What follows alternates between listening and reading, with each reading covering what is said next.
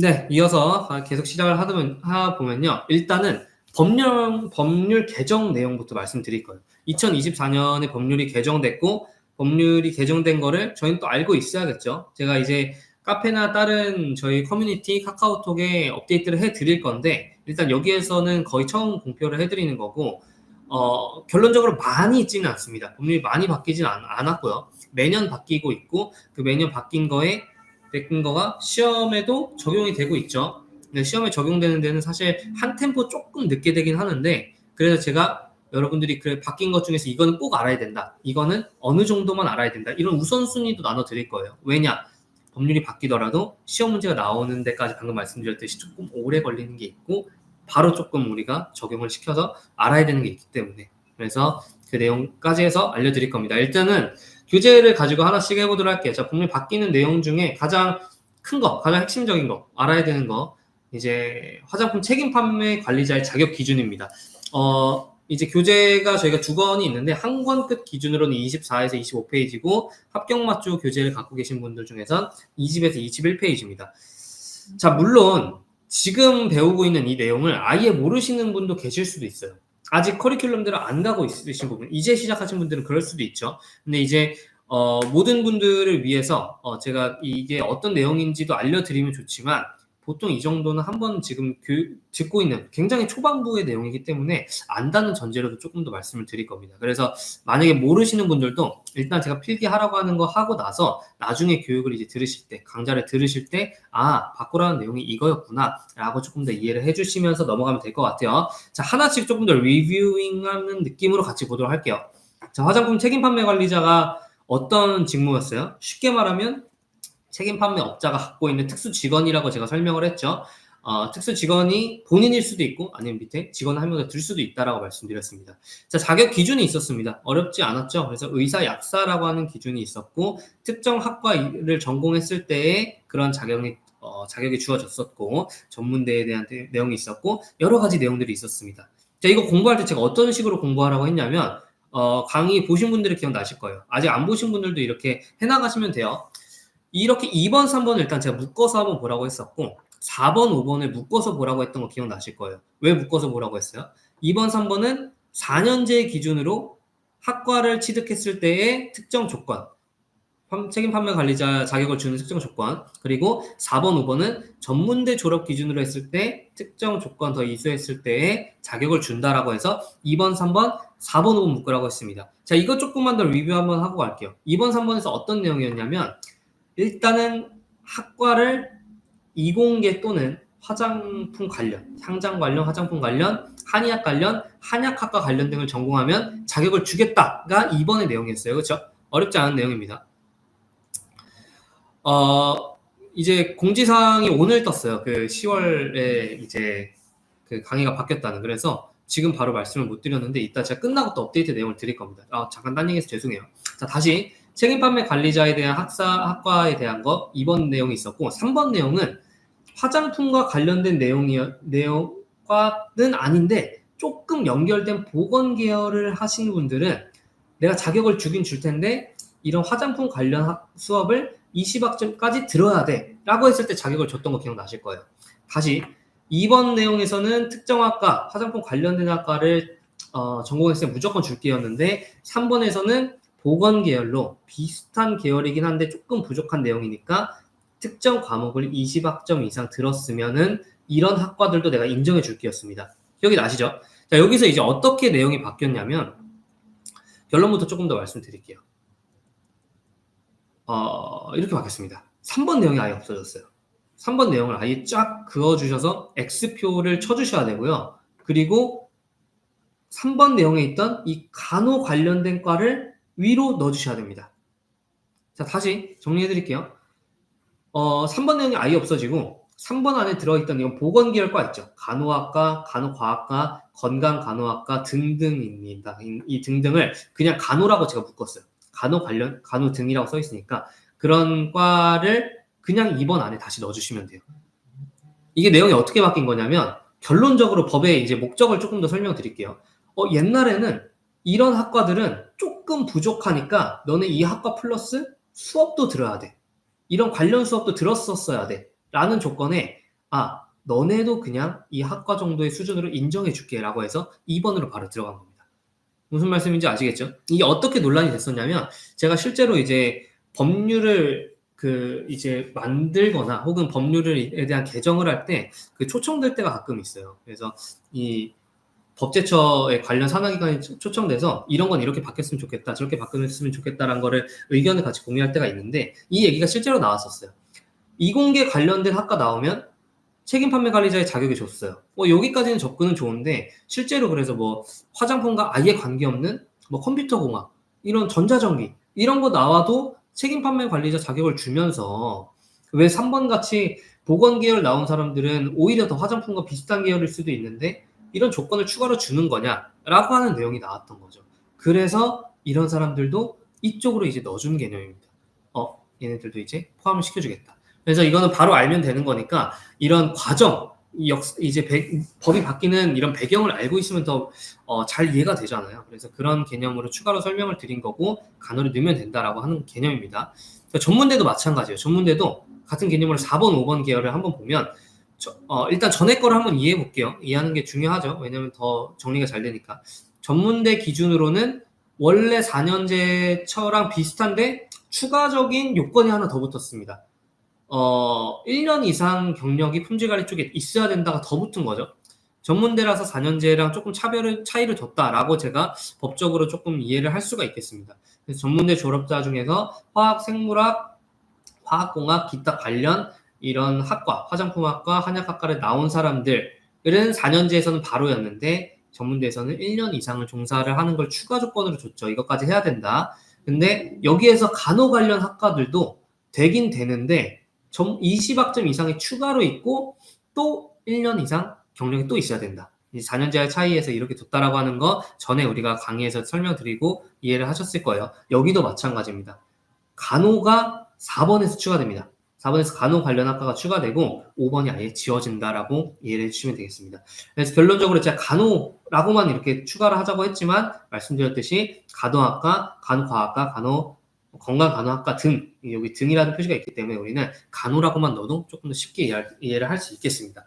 그래서 이렇게 바뀌었고 특정 보건계열, 간호계열을 나오신 분들도 이제 2년제라면 바로 자격이 생기고 전문대시면은 이제 1년 이상 경력이 같이 있을 때 이제 조건이 확립이 된다라고 하는 거를 이제 이해를 해주시면 되겠습니다. 바로 시험에 적용이 안 될 수 있지만 이렇게 쉬운 거는 바로 적용이 될 확률이 높고 우리가 또 알아두면은 어렵지 않게 이해를 할 수 있는 거기 때문에 교재도 수정을 해주시고 꼭 제 교재가 아니더라도 다르게 공부하시고 계신 분들도 이런 것들은 같이 체크를 해주시면 되겠습니다. 이해 안 되시면 꼭 채팅에 남겨주세요. 제가 지금 모두를 위한 강의로 가기 때문에 조금 천천히 했던 말 한 번 더 강조를 하면서 하고 계신 말씀을 드리고 있어요. 그래서 잘 따라와 주시고 그럼에도 조금 이해 안 되시면은 편하게 말씀해 주시면 되겠습니다. 자, 그 다음에 책판관리자 자격기준 이렇게가 일단 핵심 내용이고 전에 했었죠. 전에 한번 공지를 드렸었는데 여기에는 안 써있네요. 맞춤형 화장품 자격증을 이제 취득만 해도 자격 기준에 이제 해당이 된다라고 해서 그 옛날에는 맞춤형 화장품도 있고 이제 품질관리 관련 경력도 있어야 됐었잖아요. 그래서 그 품질관리 경력을 아예 이제는 없애주시고 맞춤형 화장품 자격증만 취득해도 이 책판관리자의 자격이 된다라고 하는 거, 책임 판매 관리자의 자격이 된다라고 하는 것까지 8번, 9번 내용이었나요? 지금 여기선 잘려 있는데 그것까지 꼭 같이 체크를 해주셨으면 좋겠습니다.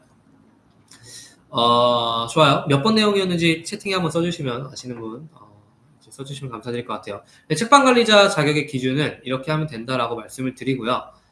그 다음에 내용을 한번 가보겠습니다. 다음 내용은 화장품 전성분 내용입니다. 일단 여기까지 지금 화장품 전성분 내용까지 하면 관련된 2024의 가장 핵심적인 법률적 내용은 끝납니다. 지금부터 이거 좀 재밌게 들어주시면 좋겠는데 꼭 자격증 준비하시는 분들이 아니더라도 이미 업계에 계신 분들은 아시는 분들이 많겠지만 모르시는 분들도 잘 재밌게 들어주셨으면 좋겠습니다. 8번이라고 아까 말씀해 주시네요. 맞춤형 화장품 자격증만 있으면 된다라고 하는 거. 8번에서 이제 1년 이상의 경력 부분은 X표 쳐주시면 될 것 같아요. 자, 말씀 감사드리고요. 자, 전성분 이제 내용 보겠습니다. 자, 교재에서는 265페이지, 한권 끝에서는 합격마초에서는 335페이지를 보고 내용을 한번 봐보도록 할 거고요. 자, 이 내용에 대해서는 일단 우리가 조금 재밌게 한번 이 상식적인 내용이랑 같이 한번 봐보도록 할게요. 일단 교재를 봐주시면 우리 제조에 사용되는 화장품 전성분이라고 보통 얘기하죠. 전성분들의 표기에 대한 조건들이 있었습니다. 그래서 글자는 5포인트 이상으로 해야 돼서 이제 화장품을 만드시는 분들도 포인트 글자 크기를 보면서 하시고 계시는 상황이 있고, 그 다음에 그 외에도 여러 가지 내용들이 있어요. 그 중에 2번 내용을 한번 보면은 우리 전성분은 함량이 많은 것부터 기재 표시한다라고 하는 거 거의 이제 알고 계실 겁니다. 공부하시는 분들 알고 계실 거고, 그 다음에 1% 이하로 사용된 성분은 순서가 상관없다라고 해서 함량이 많은 것부터 기재하되 1% 이하는 순서 상관없이 기재를 하고 있는 것까지가 해서 이번 내용도 굉장히 기본적이면서 중요한 내용이죠. 근데 이제 예를 들면 1% 이하 이런 것도 시험에 나왔었죠. 1회차 시험에도 나왔었고 그 이후에도 한 번 더 반복돼서 나왔던 것 같아요. 다른 방식으로. 그래서 이런 내용들이, 이 내용이 이제 굉장히 기본적인 내용인데 이 부분에서 이제 건드릴 내용이 있어요. 자, 보면은 이런 식으로 이제 성분에 대해서 쭉 펼쳐져 있는 거를 우리가 화장품 2차 용기 뒷면에서도 볼 수 있고 또 이런 홈페이지에서도 볼 수 있어요. 자, 어떻게 바뀌었느냐를 말씀드리기 전에 우리가 광고에 대한 예시를 한번 보도록 하겠습니다. 제가 실제 광고를 갖고 오면 좀 논란의 여지가 있을 수 있기 때문에 제가 좀 만들어 봤는데요. 우리 여러분들 광고들 중에 뭐 이런 광고들 보신 적 있을 거예요. 뭐 이제 정제수로 만든 물로 채운 제품은 이제는 그만, 뭐 이런 느낌으로 정제수 대신 우리는 어떤 추출물을 80% 넣었습니다. 자, 정제수 없는 화장품, 이런 추출물로 대신 대체한 화장품, 이런 광고들 많이 보셨을 거예요. 그렇죠? 이 광고들에 대해서 화장품을 연구하시는 분들은 대부분 알고 계시죠. 그리고 BM분들도 많이 알고 계시는데 이거의 실제의 차이점에 대해서 일단 우리가 배경적으로 조금 알고 시작을 한번 해보도록 하겠습니다. 자, 다시 정제수 대신, 정제수는 그만, 물로 채운 제품은 그만, 우리는 뭐 추출물만으로 채웠다, 80% 이상 채웠다, 이런 제품들에 대한 이제 우리가 실제 연구 개발 과정을 보도록 하겠습니다. 모두가 똑같진 않겠지만 대부분 그렇다라고 하는 거예요. 일단 우리가 그 화장품을 얘기하기 전에 예를 들면 담금주를 한번 보도록 할게요. 이제 우리가 인삼주를 집에서 아버지가 만들고 계세요. 이제 뭐 좀 묵혀서 오랫동안 만든다고 하셔서 이제 인삼과 소주를 이제 넣어서 만들고 계세요. 자, 근데 왼쪽에 있는 거는 인삼을 굉장히 조금 넣었어요. 1g을 넣고 소주를 10kg 넣어서 담금주를 만들고 계시고요. 자, 그리고 오른쪽은 인삼을 굉장히 많이 넣었어요. 이제 10kg에 인삼 1kg. 그래서 뭐 이제 거의 약 10% 정도가 인삼으로 채워질 정도로 굉장히 많이 넣었죠. 자, 분명히 다를 겁니다. 이제 우리가 뭐 1년이 지나고 2년이 지나가지고 담금주가 좀 숙성이 되면 안에서 인삼 안에서 나오는 이런 이 성분들의 농도가 굉장히 다르겠죠. 술 맛도 달라지겠고 다르겠지만 우리가 만약에 이걸 판매를 한다고 생각해 볼게요. 판매를 하면 1번 인삼주, 이 담금주는 뭐라고 표현할 거면서 뭐라고 표현할 거고 2번은 뭐라고 표현하냐라는 걸 봤을 때 두 개 다 동일하게 인삼주로 표현을 한다라고 하는 거는 우리가 상식적으로 알고 있을 거예요. 근데 비단 인삼주뿐만 아니라 이 추출물들도 마찬가지 개념이라고 하는 거를 제가 설명을 한번 드리고 싶어요. 우리가 일단 어떤 추출물, 어디 회사의 추출물이 좋다 나쁘다라는 걸 말씀드린 게 아닙니다. 똑같은 뭐 가마에, 정말 큰 가마에 우리가 추출을 예를 들면 한다 라고 했을 때 뭐 이파리를 하나 넣어도 똑같은 추출물이고 이파리를 굉장히 많이 넣어도 똑같은 추출물로 불린다. 마치 똑같이 인삼주라고 불리듯이 이런 개념을 일단 장착한 상태에서 그 다음 내용을 한번 보도록 하겠습니다. 자, 일단 추출물이라고 하는 거 볼게요. 추출물이라고 우리가 한글로 쓰지만 한자로 일단 먼저 받아들이실 필요가 있습니다.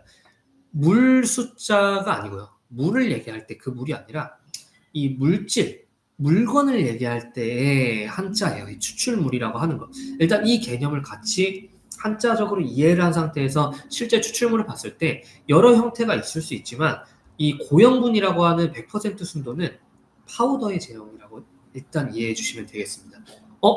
그러면 다시 추출물이라고 하는 거는 이 물질을 얘기하는 거고 100% 순도의 고형분에서는 파우더의 제형을 얘기하는 건데 그러면 이 파우더가 80% 들어갔다라고 하는 개념으로 우리가 화장품에 액체를 만들 수 있나요? 로션제나 크림제를?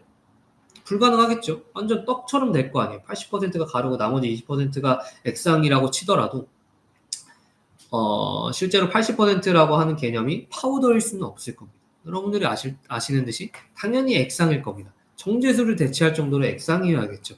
근데 우리가 얘기하는 실제 추출물은 파우더 형태라고 하는 거를 가지고 다시 조금 더 얘기를 진행을 해보도록 할게요.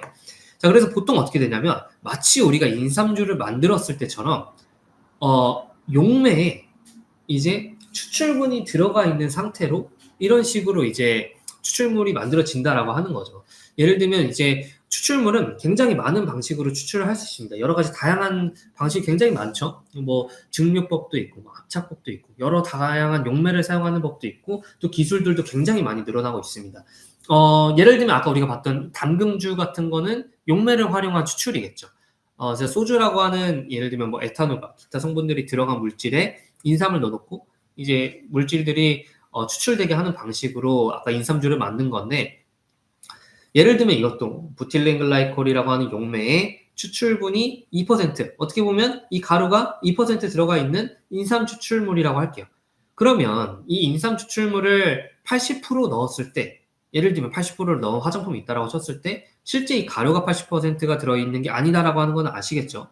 자, 추가적으로 제가 아까 말씀드린 이런 화장품의 정제수를 대신한 이런 화장품의 추출물의 대부분은 모두가 그렇진 않을 수 있겠어요. 하지만 연구하는 입장에서는 솔직히 다 아실 거예요. 대부분은 이렇게 만든 인삼 추출물을 또 굉장히 많은 물 안에다가 또 넣습니다. 즉, 이거 자체가 80%가 아니라 애초에 인삼 추출물이라고 써져 있는 그 전성분은 굉장히 많은 물 안에 또 이 추출물을 또 따로 넣는 거예요.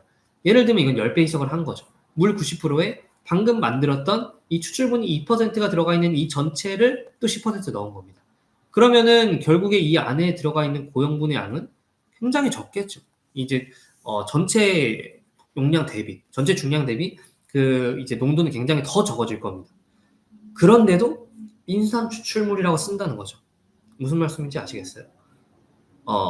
비단 인삼 추출물뿐만 아니라 뭐 병풀 추출물, 녹차 추출물 다 마찬가지입니다. 그래서 전성분상에 얼마나 앞쪽에 들어갔냐가 중요한 게 아니라 실제로 이걸 만든 사람 그리고 이걸 처방해서 이제 제조를 한 사람, 연구를 한 사람이 얼마나 많은 농도의 추출물을 배합을 했냐라고 하는 게 실제 농도의 차이에서 훨씬 중요하다라고 하는 거죠. 저희도 예를 들면 저희 화장품도 저희가 기획을 하는 당시에 이제 기획팀에서 정제수 대신 이런 추출물로 하자라고 하는 의견이 있었어요, 실제로. 근데 저희는 그런 어떻게 보면 기믹이라고 표현할 수는 없지만 어떻게 보면 소비자의 알 권리에서 더 정확하게 근거를 주고자 하는 게 저희 가치관이죠. 그래서 의미가 없다라고 보고 실제 정제수가 들어가고 추출물은 뒤에 쪽에 저희가 함량에 맞게 배합한 만큼 이제 표기를 하고 있다라고 하는 것도 저희의 가치관 포지셔닝이라고 하는 거죠. 그래서 받아들이시는 분들마다 다르겠지만 저는 이제 한 번 더 이제 브랜드를 생각해봐라라고 하는 말씀을 사실 좀 드리고 싶어요. 이렇게 됐을 때 어느 정도로 걔네들이 객관적으로 브랜드에서 얘기를 해줄 수 있냐라고 하는 거를 조금 더 이제 볼 수 있는 식별이 소비자라면 모르겠지만 화장품을 공부하시는 분들이라면 조금 더 알았으면 좋겠다라고 하는 내용이 있습니다. 이 내용이 법률적으로 이제 적용이 된 게 올해의 핵심적인 내용입니다. 자, 잘 들어보세요. 다시 조금 빠르신 분들을 위해 조금 더 다시 말씀드립니다.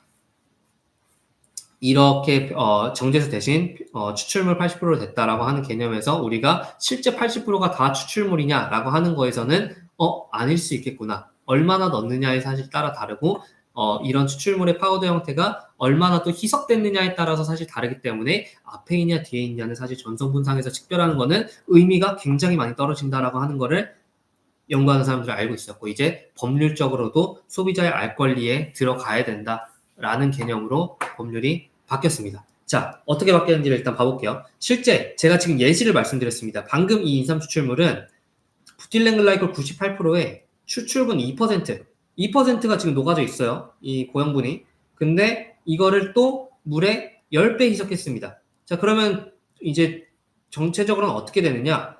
정제수가 90%가 들어가고 나머지 10%가 아까 만들어 놓은 인삼 추출물이었죠. 나머지 10%에서 2%가 또 이렇게 쪼개지기 때문에 실제 추출분은 0.2%가 되는 겁니다. 자, 그래서 이 인삼 추출물을 안에 들어가 있는 실제 추출 고형분은 0.2%가 들어가 있는 거겠죠. 자, 근데 만약에 우리가 이런 광고가 있어요. 인삼 추출물로 80%를 채웠습니다. 물로 만든 제품 그만. 이렇게 채웠는데 방금 만든 이 인삼 추출물이 80%가 들어갔다면 실제 고형분은 얼마가 들어가 있어요? 여러분 이런 거 계산할 수 있는 사고가 조금 있으셔야 돼요. 당장에 바로 암산은 아니더라도 이런 관련된 시험 문제가 이런 식으로 계산할 수 있을 정도로 요하는 문제들이 나옵니다. 많이 나오진 않지만 100문제 중에서 한 2문제 정도는 보통 나오고 그리고 점수에 대한 배점이 평균값보다 조금 높습니다. 그래서 이런 거 계산을 할 수 있어야 돼요. 다시 여쭤볼게요. 추출분이 0.2% 들어가 있는 인삼 추출물을 전체 비율에서 80% 넣었어요. 자, 그러면 이 화장품은 이 고형분이 몇 퍼센트 들어가 있다라고 볼 수 있어요? 혹시 대답을 채팅에 써주실 수 있나요? 자, 질문을 제가 지금 쓰면서 기입을 하지 않아서 조금 헷갈리실 수도 있지만 다시 여쭤보겠습니다. 자, 이 인삼 추출물을 실제 화장품에서 80% 넣습니다. 자, 이 인삼 추출물의 조성 비율은 이렇게 돼 있고요. 그랬을 때 제가 추출분이라고 표현한 이 고형분의 함량은 몇 퍼센트일 것 같으세요? 자, 이거를 80% 넣었다라고 한다면 만약에 이게 100%야. 인산 추출물이 100%짜리 화장품을 만들었으면 실제로 추출분도 0.2%겠죠. 전체에서. 그렇죠? 근데 얘를 80%만 넣었대요. 나머지 20%는 딴 거 넣고. 그거에 대한 답변을 조금 써주시면 될 것 같고요. 제가 유튜브에서 여러분들이 송출될 때 보는 시간이랑 제가 채팅으로 보는 시간에 딜레이가 사실 조금 있어요. 그래서 제가 여러분들이 답변을 써주고 난 거에 이제 피드백을 드리는 거에 딜레이가 조금 있을 수 있어도 양해를 부탁드리고 아시는 분 조금 써주시면 좋을 것 같아요. 제가 10초만 더 기다려보고 같이 한번 해보도록 할게요. 다시 질문 드립니다. 인삼 추출물만으로 100% 화장품을 만들었다면 고형분은 0.2% 들어가 있을 겁니다. 근데 이때 인삼 추출물이 80% 들어갔다면 이 고형분이 몇 퍼센트 들어가 있어요? 당연히 고형분도 이 전체의 80%로 바뀌어야겠죠. 그쵸? 맞아요. 그래서 이 0.2%의 80%는 몇 프로죠? 제가 쉽게 계산하는 법 말씀드렸었죠. 100%가 0.2, 그럼 10%가 0.02, 0 하나 더 붙여서 그 다음 곱하기 8 하면은 0.16%가 되겠죠. 즉, 좋아요. 인삼 추출물 80%라고 우리가 기재를 봤었는데 실제 고형분은 이런 질문 이렇게 제가 정리를 해놨습니다. 0.16%가 들어있다라는 거예요. 이해가 되시죠? 자, 그러면 이 법이 어떻게 바뀌었느냐? 원래는 인삼 추출물이 맨 앞으로 들어갔을 거예요. 이 뒤에는 어쩌고저쩌고 써있겠죠? 근데 80% 제일 많은 들어가 있으니까 맨 앞으로 들어가 있을 겁니다. 비단 이 인삼 추출물의 조성 비율이 안에는 0.2% 들었더라도. 그쵸? 근데 이번에 어떻게 바뀐 거냐면 이걸 쪼개라. 이 안에 조성 비율을 보고 쪼개라라고 바뀐 겁니다. 즉 이런 식으로 바뀐 거예요. 이 안에 실제 조성 비율은 정제수, 부틸렌글리콜, 추출 성분이 99.8, 0.2 이런 식으로 되어 있어요. 그래서 정제수가 이제 튀어나와 있고 그 다음에 갑자기 원래는 없던 부틸렌글리콜이 갑자기 들어가 있고 9.8%에 해당하는 위치에 있겠죠. 그 다음에 추출 성분이 이제 이쪽으로 들어가 있을 겁니다. 실제로는 0.16% 들어가 있겠죠. 이건 조성 비율, 인삼 추출물 100%의 조성 비율만 들어가 있는 거니까. 그래서 0.16%의 위치가 어디지? 여기네. 라고 해서 이렇게 넣어줬겠죠. 자, 그래서 원래는 여기에는 전성분을 봤을 때 부틸렌글라이콜이 없었어요. 있는지도 몰랐어요. 소비자들은. 그쵸? 근데 이 조성 비율 안에 이렇게 들어가 있다라고 하면 갑자기 숨어 있는 게 여기 표기가 되겠죠. 무슨 말씀인지 아시겠죠?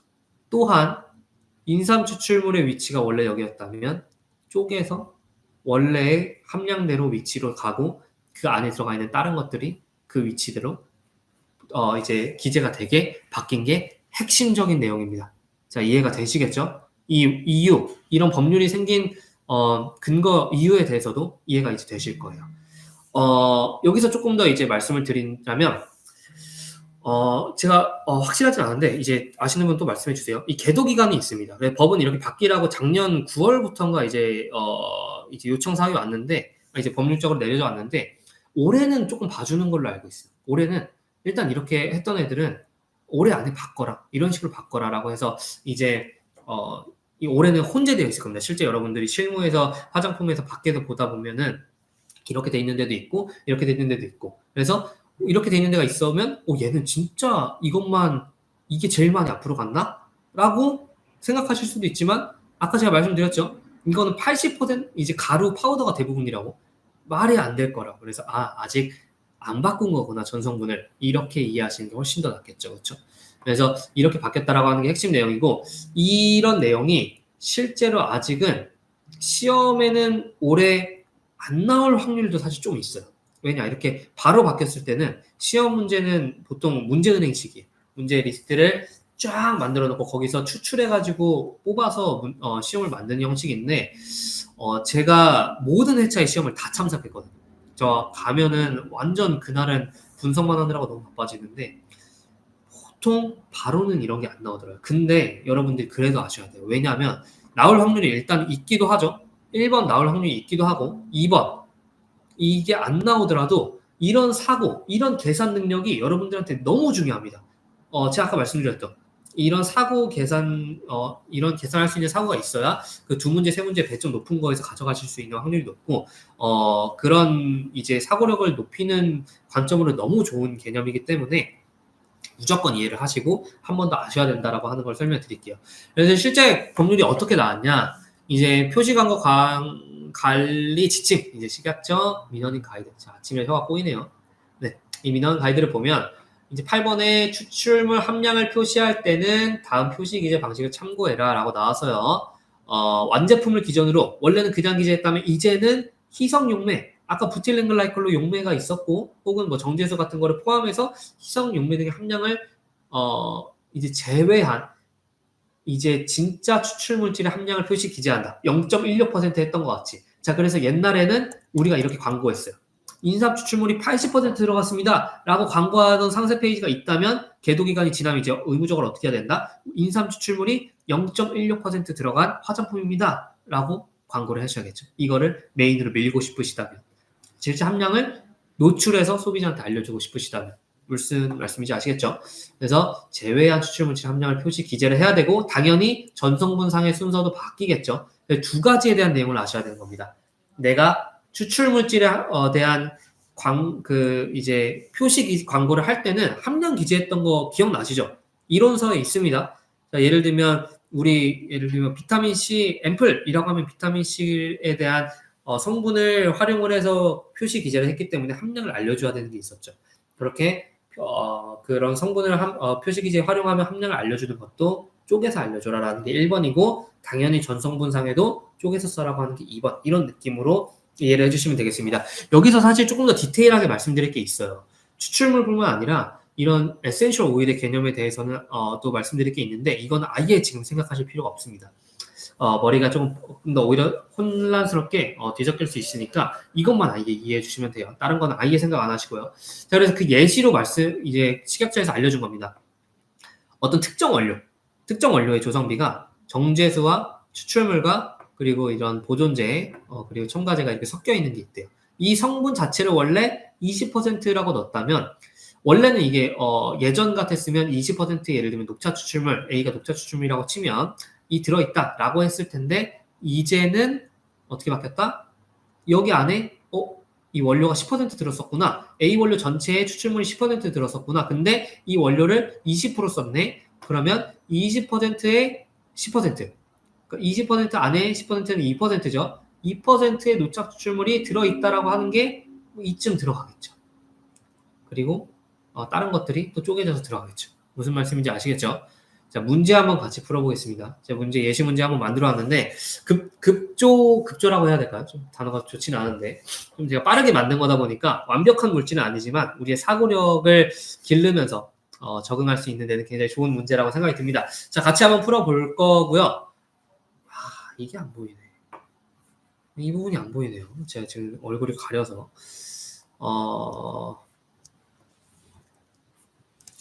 이렇게 한번 보도록 할게요. 잠시만요. 보이나?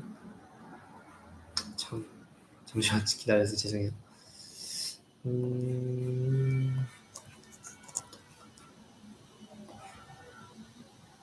자, 이렇게 하면 좀 보이시죠? 네, 이렇게 해서 한번 같이 한번 풀어보도록 하겠습니다.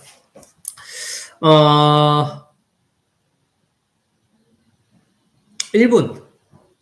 일단 드리고, 그리고 같이 또 차근차근 해보도록 하겠습니다.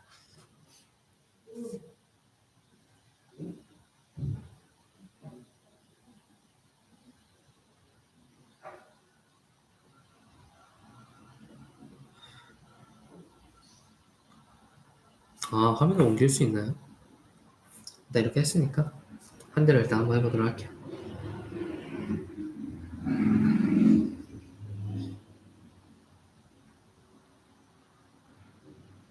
정답 아시는 분 써주세요.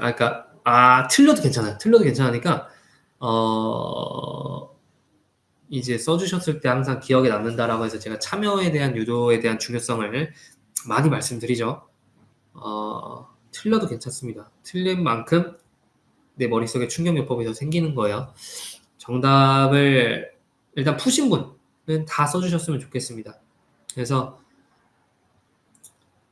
이제 실제 BM 분들도 이런 거를 이제 전성분을 물론 제조사에서 다 해주기는 하지만 하실 수 있으셔야겠죠. 그렇기 때문에 해당 내용을 한번 풀어보셨으면 좋겠습니다. 그래서 찍어주세요. 어렵지 않죠? 어렵지 않으니까 이거는 제품 전체에 대한 전성표가 여기 있잖아요. 4가지만으로 만든 거. 그래서 한번 같이 한번 정답을 써주시면 좋겠습니다. 자, 같이 한번 해보도록 할게요. 다음은 맞춤형 화장품 조제관리사 경피와 지원의 대화이다. 내용을 참고해서 괄호에 알맞은 내용을 기입하시오라고 했을 때 경피가 말합니다. 완성됐어. 세럼베이스 A라는 완제품의 베이스에 녹차 추출물 원료를 혼합해서 맞춤형 화장품을 만들었어. 베이스는 20g, 녹차 추출물은 80g을 혼합했기에 원래 같았으면 녹차 추출물이 80%라고 하는 함량으로 전성분의 맨 앞으로 가지 라고 말을 했죠. 그런데 잠깐만, 너가 말한 녹차 추출물은 실제로 조성을 봤더니 친절하게 다 써져 있습니다. 90%의 정제수, 5%의 글리세린, 그리고 이제 5%의 물, 이제 이 추출물 고형분으로 되어 있어 라고 이제 모든 친절하게 설명을 해줬죠. 그래서 사실 제가 문제가 완벽하지 않다라고 하는 게 이제 추출물 이런 게 헷갈릴 수 있기 때문에 실제 문제에서는 조금 더 명료하게 정리를 해줄 거예요. 근데 우리가 지금 이해는 다 완벽하게 할 수 있다라고 생각합니다. 자, 그래서 실제 고형분은 5% 들어가 있다라고 했을 때 그러면 이제 법률을 생각해서 다시 쪼개면 어떻게 되냐라는 거를 우리가 생각을 해봐야겠죠. 자, 볼게요. 같이 풀어야 되는데 제가 빈칸 한번 잠시만요. 제 슬라이드 하나 더 만들어 보겠습니다. 자, 다시 하나씩 해보겠습니다. 세럼 베이스의 전성분은 지금 이렇게 되어 있었죠. 그리고 이 전성분에는 이 세럼 베이스는 얼마나 들어갔어요? 20%가 전체에 들어갔습니다. 그렇죠? 전체에 20%가 이 전성분이 들어가 있고요. 자, 그리고 80%를 뭘 넣었다고 했어요? 그 녹차 추출물이라고 하는 용매가 다 포함된 녹차 추출물을 넣었다라고 했습니다. 자, 그리고 이 80% 안은 그러면 어떻게 되어 있었죠? 제가 이걸 녹차 추출물 원료라고 써볼게요. 용매 포함. 이렇게 볼 수 있겠죠? 그래서 이거는 조금만 보기 좋게 초록색으로 표현을 해보고, 자, 얘는 어떻게 조성되어 있다고 했어요? 아까 말해준 거 보면 정제수 90, 글리세린 5, 고형분 5 이렇게 되어 있다고 했어요. 그럼 정제수 90 그리고 글리세린 5%, 글리세린 5%, 그 다음에 실제 녹차 추출물 5% 이렇게 되어 있는 거겠죠. 여기까지 다 하셨을 거예요. 자, 그 다음에 이제 그래서 전성분상에서 어떻게 하냐라고 하면 계산 한번 해보셔야겠죠. 자, 어떻게 계산해요? 실제 이제 그람수를 다 계산해서 해도 되지만 실제 퍼센트에 대한 비율을 맞춰서 해볼 수도 있겠죠. 예를 들면 그람수로 해봅시다. 자, 베이스 20g이 전체였어요. 그리고 녹차 추출물 80g이 전체였습니다. 자, 그러면은 여기에서 그람수에 대한 부분을 한 번 더 만들어 보면 이렇게 해서 실제 투입량 정제수는 전체가 20g이었기 때문에 20g에 50% 들었다는 거죠. 그러면 10g 들어있겠죠. 그렇죠? 그리고 얘는 전체 20g에 30% 들어가 있습니다. 그럼 몇 g이에요? 6g인가요? 그리고 얘는 2g이겠죠? 얘도 2g 들어가 있습니다. 자, 이번에 이쪽 해볼게요. 얘는 전체가 80% 수입량이라고 표현하기 좀 애매한데 일단 적은 김에 해보겠습니다. 80g에서 90%가 들어갔다고 합니다. 그러면 72g 들어가는 건가요? 그리고 얘는 전체 80g에서 5% 그러면 4g. 그렇죠? 녹차 추출물도 5%니까 4g. 그렇게 해서 전체 다 더하면 80g. 얘는 전체 다 더하면 20g이 되겠습니다. 그렇죠? 얘를 다 섞었을 때 이제 그 순서를 보면 되죠. 제일 많이 들어간 순서 뭐야? 딱 봐도 정제수 두 개가 같이 포함되면 80이니까 정제수가 1등일 거예요. 자, 그다음 2등 여기서 뭐 있어요? 2등이 부틸렌글라이콜인가요? 부틸렌글라이콜이라고 보고 공동 2등이 있죠? 글리세린이 여긴 2g이지만 여기에서 숨어있던 글리세린이 포함되기 때문에 6g으로 되죠. 그래서 부틸렌글라이콜 글리세린 이 공동 2등으로 2등, 3등 뭐 글리세린 먼저 써도 되고 얘 먼저 써도 되고 그래서 이렇게 먼저 기재가 될 거예요. 그 다음에 솔비톨이랑 녹차 추출물 비교하면 녹차 추출물이 더 많죠. 녹차 추출물이 그 다음 번이 되겠죠. 그래서 녹차 추출물 네 번째로 들어가고 솔비톨이 마지막으로 들어가겠죠. 즉 여기서는 4개의 전성분이 들어가 있지만 이제 여기서 녹차 추출물까지 해가지고 총 5개 중에서 이 녹차 추출물의 실제 순서는 몇 번째다? 4번째가 되겠죠. 정제수 1번, 부틸렌글라이콜이나 글리세린이 2번, 3번, 혹은 2번, 반대로 3번, 2번, 그 다음이 녹차 추출물이 4번. 그래서 정답은 4번째가 되겠습니다. 자, 이해가 되시죠? 그래서 안 되시는 분들은 또 단톡이나 또 다르게 말씀해 주시면 같이 가보도록 하겠습니다. 이 정도 시험 문제로 배점이 좀 있게 나올 확률이 좀 있습니다. 이런 사고, 이 흐름이 있잖아요. 이제 표현 방식, 문제 방식은 달라질 수 있어요. 이런 대화식이 아니라 표만으로 주고 말을 해줄 수도 있고, 혹은 더 명료하게 알려줄 수도 있고, 혹은 계산을 하는 숫자를 바꿀 수도 있지만 어쨌건 과정은 일맥상통할 겁니다. 이 사고력이 있으시면 되는 거예요. 이해가 되셨으면 됩니다. 조금 더 반복하는 수업을 나중에 조금 더 해보도록 하겠고요. 일단 2024 법률 개정은 여기까지만 보셔도 됩니다. 짜잘한 세부적인 게 조금 더 있긴 한데 근데 그런 내용까지는 나중에 조금 더 봐도 돼. 넘어가도 될 정도예요. 그래서 원래 우리가 있던 내용으로 그대로 정리하시면 됩니다. 자, 그래서 대비법 이제 말씀드리도록 하겠습니다. 여기서부터는 조금 더 빠르게 가도록 할게요. 이제 내가 이해하는 시간이니까 이제 되새김질하는 시간으로 이해를 해주시면 되겠습니다. 자, 제가 전에 뭐라고 말씀드렸어요? 시험이 처음에 쉽다가 어려워졌다가 이때 굉장히 논란 많고 왜 우리가 이것까지 공부해야 돼? 왜 이런 것까지 시험 문제 해야 돼? 이게 관련이 있어? 라고 하는 논란이 있고 나서 한번 반등한 게 5회차였습니다. 왜?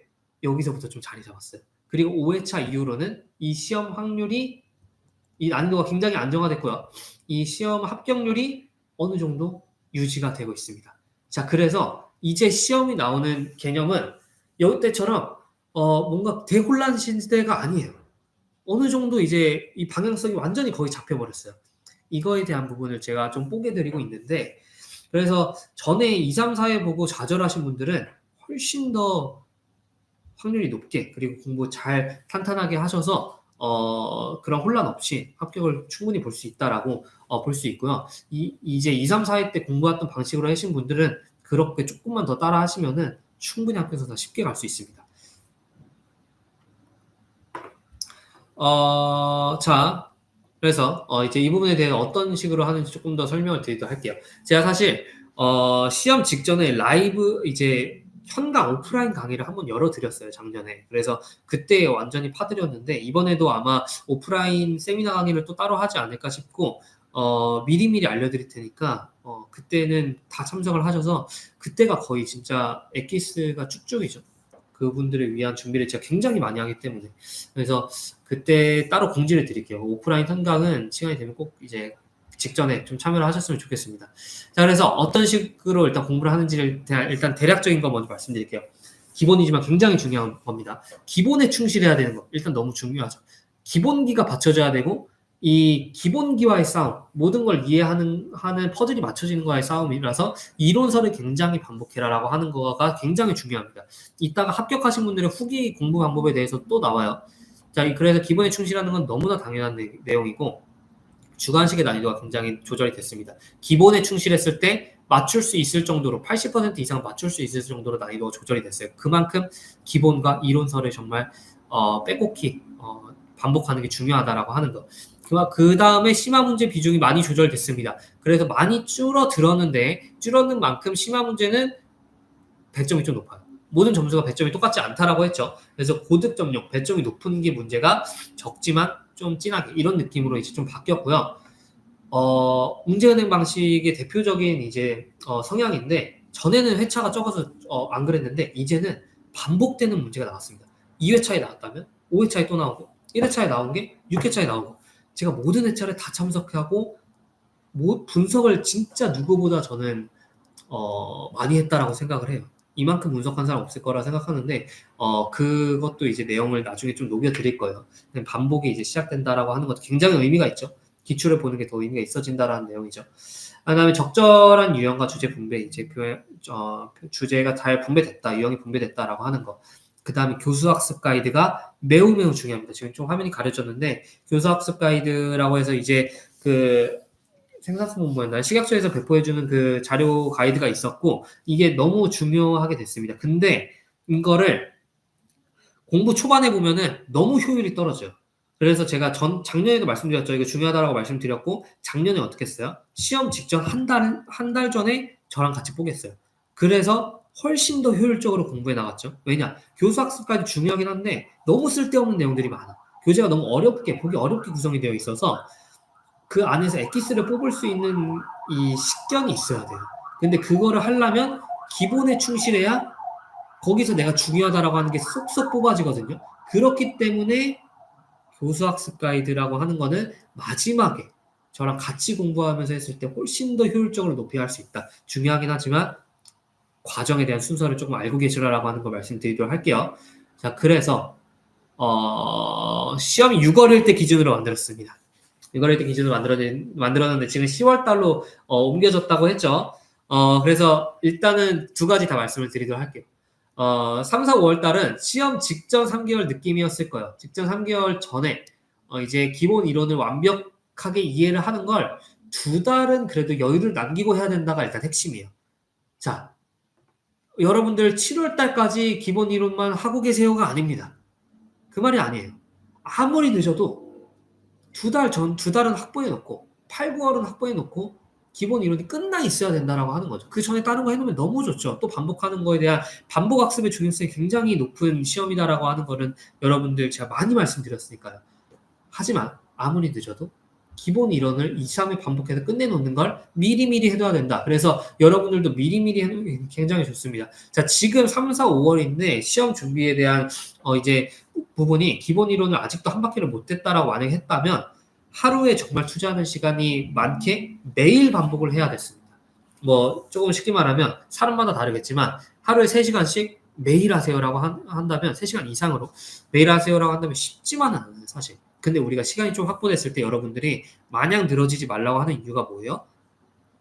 내가 그렇게 지금 쉽지 않은 시간 딱 하루 3달 이상 확보할 거 조금 더 쪼개서 하루에 1시간, 일주일에 이제 5시간씩, 하루 30분, 하루 40분, 한 강의씩 이런 시간을 미리미리 해놓으면 나중에 훨씬 더 쉽게, 훨씬 더 탄탄하게 해놓을 수 있어요. 그렇기 때문에 미리 하는 거에 대한 그런 중요성과 그거에 대한 강점을 좀 활용하는 반복학습에 대한 강점을 활용하는 시기로 오히려 봤으면 좋겠다라고 하는 거고요. 자, 다시 그래서 2달 전까지는 기본 이론에 대한 회차 반복이 몇 바퀴 돌아야 됩니다. 이거 1회 반복하는데도 굉장히 오래 걸리죠. 물론 여러분들 이제 배속으로 빠르게 듣기 시작하실 건데 강의 자체가 많습니다. 그래서 이게 첫 번째, 두 번째, 세 번째, 네 번째 들으면 들을 때마다 내용이 바뀌어요. 왜냐? 내 머릿속에 퍼즐이 정리되는 게 바뀌기 시작하거든요. 그래서 그거를 미리미리 해두시고 그 다음에 심화학습을 같이 돌리면서 기본 이론에서 부족했던 거 내가 조금 더 같이 들으니까 이해가 됐던 거를 다시 한 번 더 곱씹으면서 문제가 접하는 걸 시작하셔야 되고요. 그 다음에 문제를 곱씹고 사고력을 높이고 이런 식으로 나올 수 있으면 저런 식으로도 나올 수 있겠구나. 내가 문제를 낼 수 있을 수준이 어느 정도 올라가요. 그 정도로 이제 시험의 의도를 파악하기 시작하고 암기를 다지는 시간이 생기죠. 이제는 이해를 조금 하고 이해를 바탕으로 반복을 바탕으로 자연스럽게 암기가 된 게 있다면 내가 시간을 들여서 암기를 하는 시간, 그 다음에 격수학습 가이드를 하는데 사실 이게 한 달만으로 하기에는 조금 애매해요. 그래서 이거 제가 직전이라서 한 달로 이렇게는 쪼개야 된다. 이게 너무 중요하기 때문에 이렇게 한 달로 해야 된다라고 했지만 10월로 늦춰졌을 때는 이 마지막 암기 다지기 문제풀이 교수학습 가이드를 조금 더 여유 두고 이것도 조금 더 여유 두고 이것도 조금 더 여유 두고 분배 기간을 조금 더 늘린다. 이렇게 이해를 하시고 마지막 마무리, 암기 응용, 반복 이런 식으로 나오면 이제 이해를 해주시면 되겠습니다. 지금 시험이 10월 중으로 나올 거다라고 지금 공지가 나왔고 제가 한 번 더 카톡이나 카페나 이런 데에 공지를 좀 해드릴 거예요. 그래서 지금 6월 시험으로 예상했던 거가 이제 주체 기간이 바뀌면서 10월로 좀 늦어졌다. 그만큼 늘어지지 말고 이런 과정에 대한 부분에 여유를 조금 더 넓혀서 조금씩 해나가야 된다라고 하는 거 말씀을 드리겠고요. 자, 합격 후기 볼 건데 여기에서 여러분들이 어떻게 공부하면 좋을지가 조금 더 체감이 되실 거예요. 그래서 그 부분에 대한 부분을 같이 조금 해보자면 3개 가져왔습니다. 3개 가져왔는데 조금 다 다르지만 이런 느낌, 이런 마인드, 이런 스탠스로 가야 되구나라고 하는 거를 더 이해해 주시면 되겠습니다. 자, 첫 번째 22년도니까 좀 한 몇 회차인가요? 한 5회차 정도 되나요? 자, 이렇게 합격하신 분인데 40일 공부하고 합격했다고 했지만 이 숫자에 이 공부 기간에 현혹되시면 안 됩니다. 진짜요. 방심하시면 안 되고 우리가 애매하게 공부했을 때가 제일 억울한 거예요. 나는 공부한다고 했는데 아쉽게 떨어져. 모든 기간에 대한 부분이 너무 안타깝게 되잖아요. 그래서 이 기간에 대한 부분은 이분은 이렇게 후기를 쓰셨지만 이 기간에 의존하지 말고요. 자, 한번 읽어보도록 하겠습니다. 자, 일단 이 솔맘이라고 하시는 분들은 먼저 저의 합격의 1등 공신 저를 언급해 주셔서 감사드리네요. 김경표 교수님께 감사드립니다. 라고 시작을 해서요. 핵심적인 내용만 좀 보도록 할게요. 일단 50대시라고 하셨습니다. 그래서 퇴직 후에도 50도라고 좀 자격증을 또 이제 나중에 늦은 나이에 또 도전을 하시는 굉장히 멋진 분이셨는데 여기서 핵심은 뭐냐면 퇴직 후에 공부를 하셨기 때문에 굉장히 많은 시간을 투자를 할 수 있었다는 거예요. 이 40일이 여러분들 직장 다니시고 학생이시고 다른 거 하시는 분들한테는 이분이 투자했을 때는 2배, 3배 이상이라고 저는 생각합니다. 그래서 3달, 4달 이상의 시간을 거의 올인하셨을 거라고 저는 꼭 생각해요. 그래서 제가 이 40이라는 수치를 꼭 이제 너무 수치만으로 접근하지 말라라고 말씀을 드린 거고요. 자, 이분의 공부 내용을 보면 자, 기본 이론 강의 3번 정도를 회독하고 나서 그 다음에 이론서 심화를 2번 정도 들었다라고 하는 거 거의 이제 합격하신 분들의 거의 디폴트 느낌입니다. 여러분들도 이 정도 회독할 생각 틀어놓고 아무것도 안 한다가 아니고 틀어놓고 딴 거 한다가 아니고 틀어놓고 잔다가 존다가 아니고 진짜 집중하는 시간으로 말하는 겁니다. 그래서 이 정도를 회독하는 거가 굉장히 나의 이제 토대가 두꺼워지는 거에 도움이 된다라고 하고 물론 이제 1.5배속으로 또 듣고 배속으로 했다라고 하는 부분도 여러분 조절하면서 하면 됩니다. 자, 이렇게 말씀을 하셨는데 자, 회독을 하고 나서 뭐 짧은 시간 공부를 더 하고 싶었지만 아쉬웠다라고도 했고 원래는 그냥 내년에 한 번 더 오늘의 시험 삼아 봤다 이번에 이렇게라고 했는데 합격했다라고 말씀해 주셨습니다. 자, 이분이 공부한 거를 조금 스크린샷으로 말씀 올려주셨는데 아무것도 아닌 것 같지만 의지가 보이시나요? 이 문에 붙여놓고 내가 문 열 때마다 보겠다고 하는 시간 날 때마다 보겠다고 하는 이 의지가 여러분들 좀 느껴지실 거라 생각합니다. 다른 거 볼까요? 얼마나 깔끔하게 정리했냐라는 건 중요하지 않아요.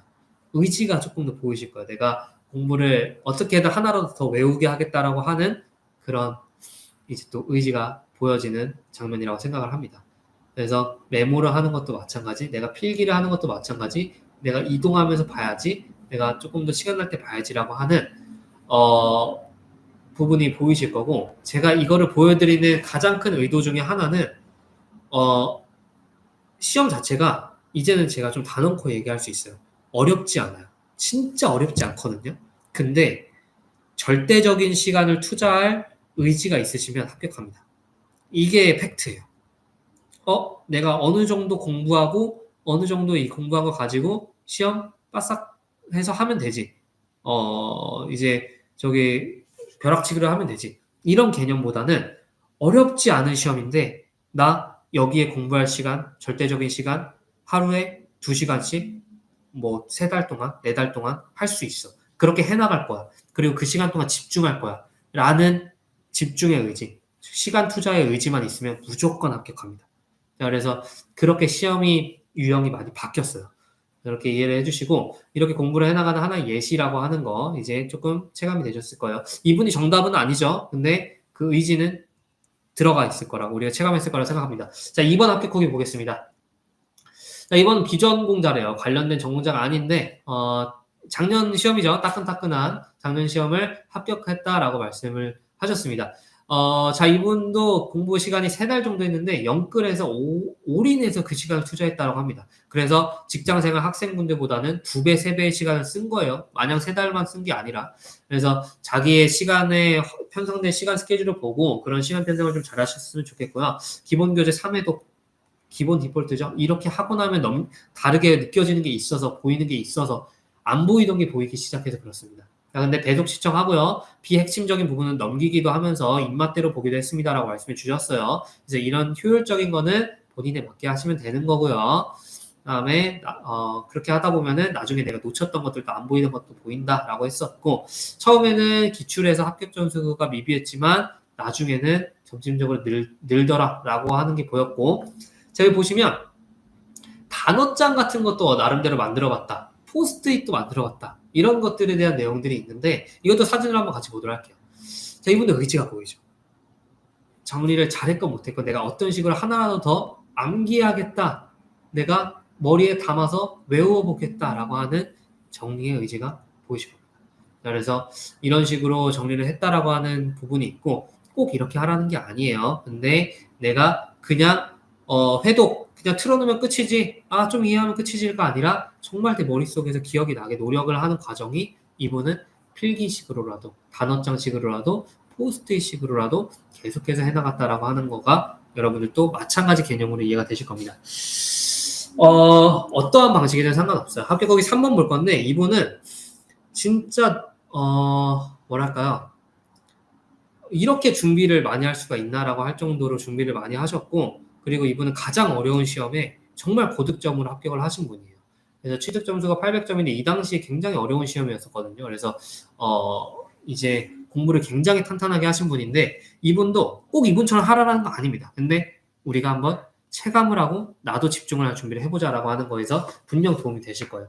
자, 이분도 약 4개월 하셨다고 합니다.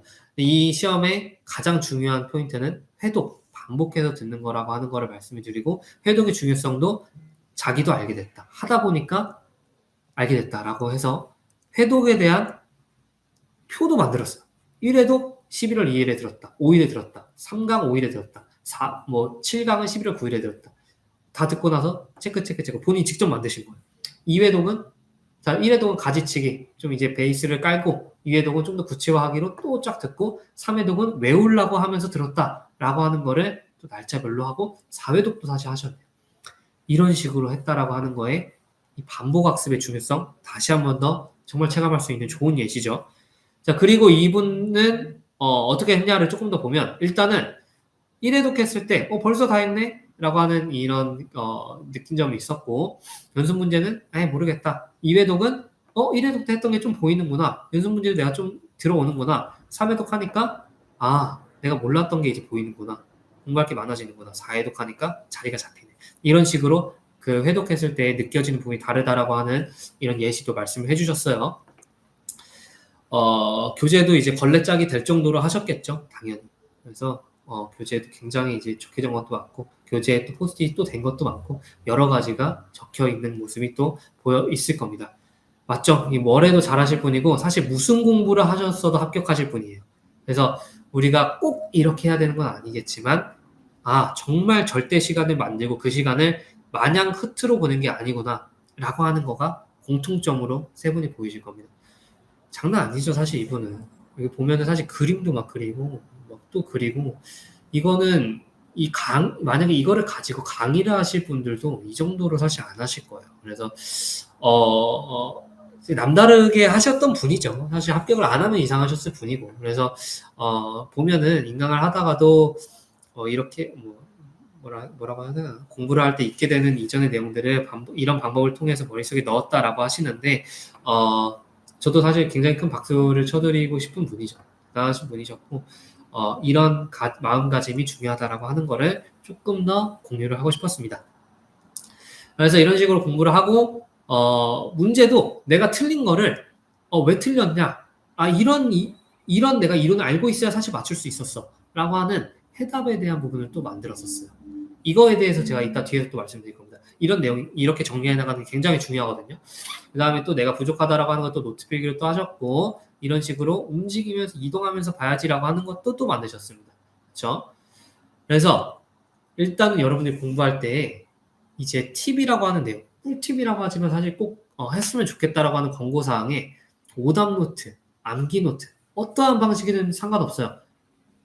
만드셔야 되는 게 굉장히 중요하다라고 하는 걸 좀 말씀드리고 싶고 아까 말했듯이 이 오답 노트도 내가 왜 틀렸는지 내가 이런 이론을 알고 있었으면 맞출 수 있었겠네 이런 문제를 풀 때 이러한 사고방식으로 계산을 해나갔으면 맞췄었겠네 라고 하는 거를 만드는 겁니다. 자, 이 노트는 어느 정도로 만든다고 생각을 하면 되시냐면 나 시험 보러 갈 때 시험 당일에 시험 직전에 막 공부하죠. 10분 전, 5분 전까지 막 책 보고 암기하고 있죠. 그때 이것만 봐도 될 정도로 정리를 한다라고 이해를 하시면 좀 되겠습니다. 이것만 가져가서 나 시험 직전에 현장에서 보다가 시험 보러 갈 거야라고 할 정도로 이거를 어떠한 방식으로도 괜찮아요. 정리를 해나가면 정말 살이 되고 피가 되고 합격의 교과서가 될 겁니다. 자, 그래서 이런 식으로 하는 거 추천을 드리고 그 다음에 이 암기 카드 만드는 거 굉장히 도움 많이 돼요. 이분은 암기 카드 한 장에 굉장히 많은 내용을 썼지만 굉장히 많은 내용을 썼지만 간단하게 써도 돼요. 특정 성분 하나 쓰고 뒷장에는 퍼센테이지 쓰고 특정 뭐 예를 들면 알레르기 유발 물질 앞장에 하나 쓰고 뒷장에는 뭐 이제 관련된 거 쫙 쓰고 그래서 이렇게 디테일하게 앞장 뒷장 이렇게 할 수도 있지만 조금 더 단순하게 양을 많아지는 카드를 만드는 것도 도움이 돼요. 암기 카드를 만들어서 앞면에는 문제, 뒷면에는 풀어보는 거, 앞면에는 문제, 뒷면에는 풀어보는 거 이거를 만드는 습관을 가지시면 이거 굉장히 도움이 많이 돼요. 왜? 내가 암기를 하는 여러 가지 장치에서 눈에 반복하면서 암기하는 것도 있지만 여러 가지 장치를 만들었을 때 이걸로도 한번 해보고 저걸로도 한번 해보고 문제 풀 때도 한번 암기해보고 해설 보면서도 암기해보고 여러 가지가 반복학습에서 또 다른 이제 회로로 작용을 하거든요. 그렇기 때문에 이 카드를 만들어 놓고 내가 외운 거는 또 한쪽으로 빼놓고 못 외운 거는 또 반대쪽으로 빼놔서 못 외운 거 위주로 좀 더 보면서 외운 쪽으로 또 카드를 분류를 또 해보기도 해보고 시간 날 때 해보고 또 집중 안 될 때 해보고 이런 식으로 암기 카드를 이렇게 꼭 디테일하게 만들 필요는 없다고 말씀드렸어요. 단순하게 여러 장 만들어도 되니까 해보는 습관을 꼭 가지셨으면 좋겠습니다. 아까 잠깐 나왔던 거죠. 시험의 주체가 이제 바뀌면서 이제 시험이 6월이 아니라 늦어질 수도 있다라고 하는 PPT의 개념을 만들었는데 10월 달로 이제 늦어졌고 그거에 맞게 탄탄하게 준비를 했으면 좋겠다라고 하는 거. 여유 있네. 좀 더 놀자라고 하는 개념보다 아주 조금의 투자라도 직전에는 2-3시간씩 할 건데 지금은 30분씩이라도 시간을 꼭 할애를 하셨으면 좋겠다라고 하는 걸 꼭 설명을 드리고 싶고요. 그 다음에 이제 아시다시피 국가공인 자격증입니다. 자, 이 자격증이 논란도 없지만은 않은 건 사실이에요. 활용도가 떨어진다라고 하는 부분에서. 근데 갈수록 미미하게 활용도가 높아지고 그리고 이 자격증의 가치를 알아주는 것도 진짜 팩트입니다. 자, 예를 들면 화장품 회사에 종사하시는 분들은 아실 거예요. 저도 이제 화장품 회사 기업을 운영하는 입장에서 이 자격증을 갖고 있다라고 하신 분들이 지원을 하죠. 이력서에. 시험 공고에 지원을 하시면 달라 보여요. 공부하셨네? 이런 거에 집중하셨었네? 라는 게 달라 보이고, 예를 들면, 완전히 이 자격증이 필요 없는 분야의 직무인데도 자격증을 갖고 있다라고 하면 훨씬 더 플러스로 보입니다. 이런 분야에서 일하실 분이 이런 자격증도 공부했다고? 이렇게 보이게 되는 거예요. 그래서 일단은 이게 화장품 업계에서는 어렵다라고 하는 게 이제 공식적으로 알기 때문에 그만큼 합격하신 분들, 갖고 계신 분들에 대해서 이렇게 좀 다르게 보고 우대를 하는 게 있다라고 말씀을 드리고 싶고요. 그리고 실제로 이제 대학에서도 이제 관련 대학에서도 이제 뭐라고 하죠? 대학교 지원을 할 때 이제 지원생들에 대해서 이 자격증을 갖고 있으면 우대를 해주는 가점을 주는 제도를 계속 도입을 하고 있어요. 관련된 화장품 학과에서도. 그만큼 이제 공식적으로도 활용도가 높아지고 우대가 높아지고 있죠. 그리고 이 자격증도 마찬가지로 아직 이 자격증을 가지고 창업 쪽으로 가는 쪽은 이제 뭐랄까요? 현실적인 한계가 좀 없지만은 않죠. 근데 이거 국가적으로도 노력을 하면서 그 범위를 넓혀가려고 굉장히 많은 시도를 하고 있습니다. 왜냐? 국가공인 자격증이기 때문에 그래요. 민간 자격증이면 국가가 나서서 그런 자격증을 위해서 뭔가 활동을 해주겠어요? 안 하겠죠. 민간 기업에서 활동을 많이 하겠죠. 근데 이제 기업 단위에서 활동하는 거랑 국가 단위에서 활동하는 거랑 규모가 다를 수밖에 없죠. 만들었기 때문에 활동을 넓히고자, 시장을 넓히고자 하는 트라이를 계속해서 해나가고 있고, 그거랑 부수적으로 이런 우대점이나 혹은 사람들의 시선이나 에스테틱 하시는 원장님들도 마찬가지예요. 나는 자격증이 있어. 다른 애들은 민간 자격증이 있어. 뭐 맞춤형 화장품 어쩌고 민간 자격증이 있어. 그런 사람들한테 고객한테 실제로 말하게 되는 거예요. 맞춤 관리가 들어가는 샵에서는 이 맞춤 관련 자격증이 국가 자격증인지 민간 자격증인지 확인하셔야 돼요, 고객님. 이런 식으로 한마디 던져줘야 되는 거죠. 왜냐? 나도 국가 공인 자격증이기 때문에, 국가에서 인정해 준 거기 때문에, 그 난이도의 허들이 굉장히 다르기 때문에, 뭐 소비자 입장에서 얼마나 알아볼지 모르겠지만 다르다라고 하는 거는 분명히 식별이 되고 체감을 할 겁니다. 이런 식으로 이거에 대한 부분을 조금 더 뿌듯하게 생각을 하시고 조금 더 자부심을 가지실 생각을 하면서 준비를 하시는 걸 꼭 말씀을 드리고 싶습니다. 자, 그리고 제가 말씀드렸다시피 공부를 하는 거에 있어서 어렵지 않아. 누구나 합격할 수 있어요. 다만 절대적인 시간을 나는 투자를 할 거냐 안 할 거냐 라는 거에 관점을 더 주시고, 보세요. 내가 진짜 시간 투자를 했어. 근데 애매하게 투자한 것만큼 억울한 거 없다고 했어요. 한 달 투자했는데 떨어졌어. 그러면 나중에 또 공부해야 될 수도 있고 포기를 해야 될 상황까지 올 수도 있죠. 한 번에 할 생각에 한 번에 할 거니까 훨씬 더 집중된 시간을 투자할 우리가 편성을 했으면 좋겠습니다. 그래서 조금 잔소리 같은 시간도 좀 있었지만 결론적으로는 같이 여러분들이 해나가는데 제가 옆에서 함께 할 거예요. 함께 할 거고, 여러분들에게 조언도 드릴 거고, 궁금한 사항, 질문사항 있으시면, 이제 편하게 말씀해 주시면서, 카톡방, 못 들어오신 분들은 여쭤봐 주세요. 그래서 이제 카톡방, 이제 저희 이제 알려드릴 테니까, 화준모 카페에 올라와 있죠. 그래서 카톡방 다 들어오시고, 그리고 거기에서, 시험 직전이 될수록 공부를 많이 하는 시간을 가질 거예요. 그 초반부에는 지금 시기에는 여러분들이 직접 공부하시고 궁금한 사항을 물어보면서 제가 질의응답을 해주는 커뮤니티로 있다가 시험이 다가오면서 제가 더 참여도 하고 문제도 더 여러분들께 직접 문제도 드리고 같이 공부하는 시간 만들고 여러분들끼리도 막 서로 문제 내고 알려주고 이런 시간들이 이제 나중에 생기거든요. 그래서 그런 시간도 이제 굉장히 도움이 많이 돼요. 시험 문제를 만들어서 퀴즈를 내는 사람도 도움이 많이 되고, 그리고 그걸 답변하는 사람도 도움이 많이 되니까 그런 커뮤니티를 제가 굉장히 많이 만들었으면 좋겠다라고 하는 바람이 있어요.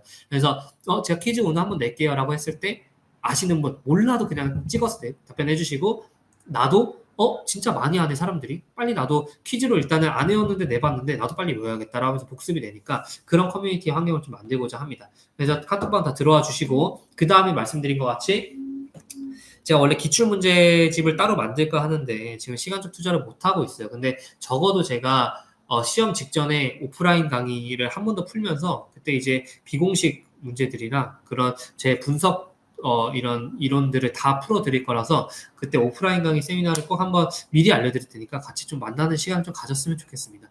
그래서 그거는 제가 시험 전에 미리미리 공지를 드리도록 하겠고요. 자, 그 다음에 제가 이 강의가 끝으로 끝나게 되면 그 시험이 언제 이제 실질적으로 나오는지 업데이트에 대한 내용을 이제 될 때마다 좀 공유를 좀 드리도록 하겠습니다. 그래서 10월로 이제 미뤄졌다는 점, 그만큼 준비를 조금 더 하자라고 하는 점 이해를 해주시고, 오늘은 이렇게 마무리를 할 건데, 제가 두루두루 여러분들과 또 소통을 할 거지만 이렇게 저와 여러분들의 인연이 시작이 됐다라고 생각합니다. 꼭 자격증이 아니더라도 같은 업계에서 이제 같이 있을 사람으로서 어떠한 소통이든 어떠한 질문이든 어떠한 관계로든 또 맺어질 수 있다라고 생각을 하니까 저 인스타도 해요. 인스타도 여러분들 같이, 만약에 저 모르시는 분들은 제가 저기 인스타 아이디 알려드릴게요. 자, 제 인스타 아이디인데 팔로우 해주시면 감사드릴 것 같고요. 또 그런 어떠한 방식으로든 소통을 좀 많이 해나가는 관계가 됐으면 좋겠습니다. 자, 일단 시험은 일단 10월달 예정이고요.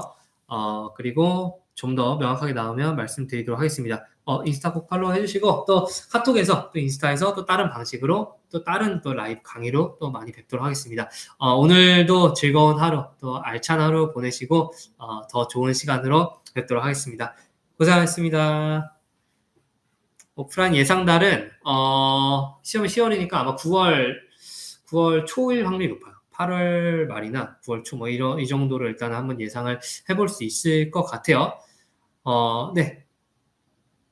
아유, 감사합니다.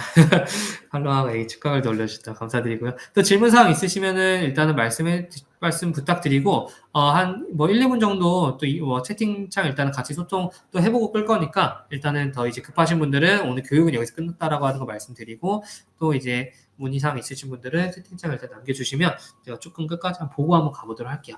오늘 강의는 여기까지 일단은 마무리를 하도록 하겠습니다. 네, 감사드립니다. 네, 감사드려요. 인스타 꼭 팔로우 해주세요. 그래서 오늘 강의는 마무리 되겠습니다. 오늘 했던 자료는 제가 한 번 더 정리는 해서 말씀을 올려보는 시간을 좀 가질 건데, 그래도 궁금한 내용이 있으시면 미리 또 말씀을 해주세요. 그래서 이런 부분이 조금 더 이해가 필요하구나라고 하는 걸 저도 알아야 또 그런 걸 또 자료로 또 만들어 드리니까 이런 부분 나중에 조금 더 알았으면 좋겠어요. 이런 부분 조금 더 한 번 더 해주셨으면 좋겠어요. 이런 거 있으시면 편하게 항상 소통은 또 편하게 해야 우리가 서로 피드백이 또 가는 거니까 편한 마음으로 해주셨으면 좋겠습니다. 자, 교육 여기까지 하고 꺼도 될 것 같아요. 교육 종료는 여기까지 이제 하도록 하겠습니다. 자, 다음에 또 좋은 자리에서 만나도록 할게요. 교육 종료할게요. 고생하셨습니다.